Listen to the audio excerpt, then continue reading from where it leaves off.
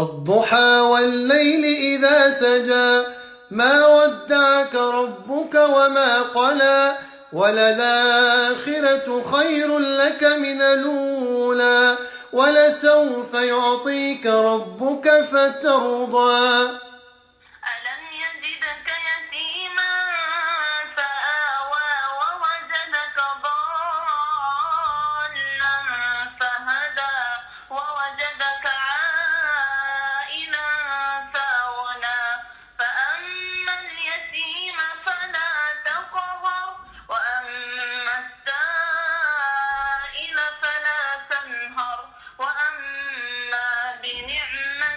ẹ jọ̀ọ́ ẹ máa bá mi comment wípé Olódùmarè jọ̀ọ́ má ṣe mí ní wèrè, torí wípé wèrè nìkan ló máa ṣe nǹkan tàbí kó máa ka nǹkan tí ò dẹ̀ mọ ìtumọ̀ ẹ̀. Ìdí tàbí sọ pé wèrè ló ń ṣe Islam nìyí. Quran chapter 93 suratu Ad-Du'a. Muhammadu kí ni ìdí tí ó fi sọ? Torí Muhammadu ló ń sọ àwọn ọ̀rọ̀ yìí. Arábìnrin kan ló lọ bá Muhammadu pé Muhammadu àṣà ìtọ́n tó máa ń gbé ẹwọ̀ tó máa ń gbé àyàwá fún ẹ máa rí kò máa wà mọ́lẹ́ níjọ́ mẹ́ta yìí, torí Muhammadu kò ṣe bí onígìrì tó máa ń ṣe tó máa pariwo pé òun rí kinní kan, kò ṣe bẹ́ẹ̀ mọ́. Ó wá ní máa rí ẹ mọ́, àwọn dáa pé àṣà ìtọ́n yẹn ti fi ẹ́ sílẹ̀ o. Ẹsẹ̀kẹsẹ̀ tí Muhammadu gbọ́ yẹ kẹ́ ti mọ̀ as a scope man, ó kàn ṣe bí oníwárápá ni, ó kàn ṣe gírígírí èèlì, ó kàn bẹ̀rẹ̀ sí káyà yẹn ni wàdúhà wàlẹ́ìlì ìsà sàjà. Òun ni ọkọ àtìyàwó yìí ni wọ́n jọ ń kà lójúra wọn, wọ́n ń ṣàdúrà, inú wọn ń dùn. Ẹ jẹ́ ká wo ìtumọ̀ ááyà yìí ní èdè abínibí. Mi ì bá ní kí n kà á bí wọ́n ṣe kà á, pé kémi náà sọ pé Allahu fi yálẹ̀ tá a búra, ó tún fi yálẹ̀ nígbà tí ilẹ̀ bá ṣubú ra. Olúwa rẹ kó pa ọ́ tí kò sì bínú sí ọ, dájúdájú ọ̀run lóore fún ọ ju ayé. Kí n kà but torí ohun yẹn mi ní lè lo ohun yẹn, ẹ jẹ́ kí n ka áyà yẹn gangan káwa tá à ń gbọ́ ká lè mọ ìtumọ̀ kìíní. Ẹ má gbàgbé Muhammadu ló sọ̀rọ̀. Muhammadu ní Allah fi ìyálẹ̀ta rẹ̀ búra, ó tún fi alẹ́ nígbà tí ilẹ̀ bá ṣubú ra. Olúwa rẹ kò pa ọ́ tí kò sì bínú sí ọ, dájúdájú ọ̀run lóore fún ọ ju ayé. Dájúdájú láìpẹ́ Olúwa rẹ máa fún ọ ní oore púpọ̀ ní ọ̀run, nítorí náà ó sì máa yọ́nú sí i.